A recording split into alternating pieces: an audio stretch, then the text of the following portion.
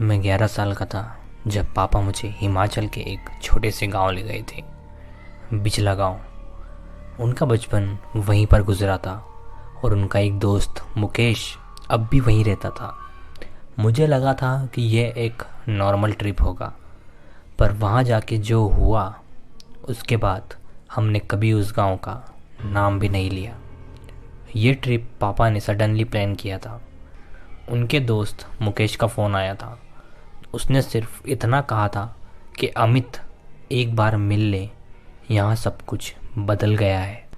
पापा कुछ देर चुप रहे और फिर उन्होंने कहा, बेटा छुट्टी है, चल मेरे साथ तू भी चल, तुझे आज हमारा असली गांव दिखाता हूँ।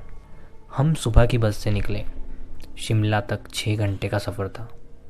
मैं विंडो सीट पे था और पहली बार इतने बड़े पहाड़ों को देख रहा था। पापा पूरे रास्ते चुप थे। बस उन्होंने एक बार बोला कि ये रास्ते पहले काफ़ी खूबसूरत लगते थे। फिर हमने शिमला से एक लोकल टैक्सी ली जिसमें हम थे, एक आंटी थी और एक बकरी। फिर आया वो पॉइंट जहाँ रोड ख़त्म हो गया और जंगल शुरू। वहाँ से हमें पैदल जाना था। जंगल में घुसते ही हवा का टेक्सचर ही बदल गया था। हवाएं बिल्कुल ठंडी हो चुकी थी। रास्ते में एक पुराना ब्रिज आया, एक पुराना लकड़ी का पुल। पापा रुक गए और धीरे से बोले, यहीं पे मैं और मुकेश गिर गए थे। दोनों को छाती पर लगी थी। माँ ने डांटा था और नीम का लेप लगाया था। मैं हंसता रहा। पापा सिर्फ हल्की सी स्माइल करके चल दिए। एक वक्त आया जब सिग्नल चला गया। पापा ने कहा, बस थोड़ा और आगे, उसके बाद बिचला गांव। जैसे ही जंगल ख़त्म हुआ हम एक पतले से रास्ते पर चलने लगे और हम गांव के अंदर एंटर हुए। पर गांव का व्यू अजीब था। ना बच्चे, ना लोग और ना ही जानवर। हर तरफ सिर्फ और सिर्फ सन्नाटा था। हर घर पे एक अजीब सा जला हुआ निशान था, जिसे यहाँ पर आग लगी हो। एक कोने में एक बूढ़ी औरत खड़ी थी। वो हम दोनों को देख रही थी, लेकिन बिना कुछ बोले चादर लपेट के वापस अंदर चली गई। पापा रुक गए और उन्होंने कहा, यह जगह पहले कभी इतनी खामोश नहीं थी। चलते चलते हम गांव के एंड में पहुंचे, जहां पर मुकेश का घर था। मुकेश के घर का गेट खुला हुआ था और अंदर अंधेरा था। पापा ने वहां पर आवाज़ लगाई, मुकेश बाहर आ भाई। लेकिन अंदर से आवाज़ आई, बाहर क्यों खड़ा है, अंदर आ जा। पापा ने थोड़ा सोचा और फिर हम अंदर गए। एक सेकंड के लिए लगा जैसे टेम्परेचर 10 डिग्री नीचे चला गया हो और हमें काफ़ी ज़्यादा ठंड लगने लगी। तभी हमने देखा कि मुकेश सामने बैठा था, बिना हिले, एक कुर्सी पे, और वो कुछ लिख रहा था।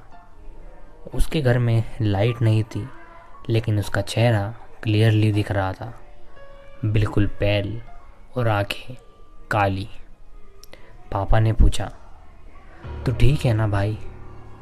लेकिन मुकेश ने कहा, जब मैं तुझे मिलने गया था उसके बाद से मुझे ये लोग छोड़ते ही नहीं हैं। पापा कंफ्यूज होकर बोले, पर तू तो कभी शहर आया ही नहीं। मुकेश डायरेक्टली देखता है और पापा से कहता है, मैं आया था अमित, पर तब तक मैं ज़िंदा नहीं था। उस लाइन के बाद पापा का चेहरा सफ़ेद पड़ गया। मैं बस उन दोनों के बीच देख रहा था। तभी घर के पीछे से एक घसीटने की आवाज़ आई, जैसे छत पे कोई किसी को घसीट रहा हो। मुकेश धीरे धीरे उठा और बोला, तू आया तो सही है, पर अब तू यहीं का हो चुका है। पापा ने तुरंत मेरा हाथ पकड़ा और कहा, बेटा कुछ गलत है, हमें अभी के अभी निकलना पड़ेगा। जैसे ही हम दरवाज़ा खोलते हैं, पूरा गाँव अंधेरे में डूब गया था। सिर्फ एक घर के सामने निशान चमक रहा था, वो भी बिना किसी आग के, और लोग घरों से निकल रहे थे। वो तैर रहे थे हवा में, सीधे हमारी तरफ आ रहे थे। पापा चिल्लाए, मत देख पीछे, बस भाग। मैं एक बार गिर गया और मेरा पैर छिल गया। पापा ने उठाया और हाथ पकड़ के खींचते रहे। पीछे से कोई आवाज़ दे रहा था, अमित रुक जा। जंगल पार करते करते सुबह हो गई। हम एक ट्रक ड्राइवर को मिले जो जा रहा था शिमला की तरफ। उसने हमें उठाया और पापा एक शब्द नहीं बोले। शहर लौट के पापा ने मुकेश का नाम लेना बंद कर दिया। बिचला गांव का जिक्र भी नहीं हुआ।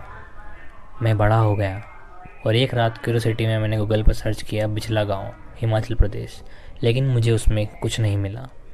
पर जब मैं रेडिट पर कुछ कहानियाँ पढ़ रहा था तब मुझे वहाँ पर एक चीज़ मिली जिसमें लिखा था, अगर कोई बिचला गांव गया हो तो वापस मत जाना, वहाँ लोग नहीं रहते, कुछ और रहता है। और सबसे नीचे एक कमेंट था, मुकेश का घर अब भी वैसा ही है, हर रात वहाँ से एक बेल बजती है। ये थी आज की स्टोरी। अगर आपको स्टोरी पसंद आई हो तो प्लीज़ वीडियो को लाइक करना एंड चैनल को सब्सक्राइब करना। मिलते हैं नेक्स्ट वीडियो में।